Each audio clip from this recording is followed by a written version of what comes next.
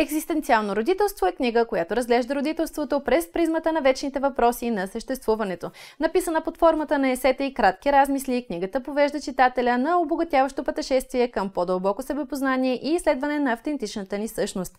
Авторката Елена Петрова разглежда как родителството поставя родителите пред важни избори и как тези избори носят отговорност. Книгата изследва екзистенциалната тревожност и вината, които съпътстват родителството. Петрова разказва за различни аспекти на тези чувства и как родителите могат да се справят с тях, за да бъдат по-уверени и спокойни. Разглежда как съвременните родители често се чувстват изолирани и самотни, въпреки че са обградени от семейство и общност. А също как родителите могат да намерят смисъл в своите преживявания и как да се справят с трудностите, които срещат по пътя.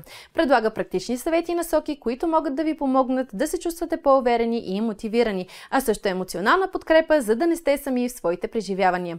Екзистенциално родителство е обогатяваща книга, която предлага дълбок прочит на родителските вълнения. Тя предоставя ценни уроци и вдъхновения, които могат да помогнат на родителите да постигнат по-дълбоко себепознание и да се почувстват по-уверени и сигурни в своята роля.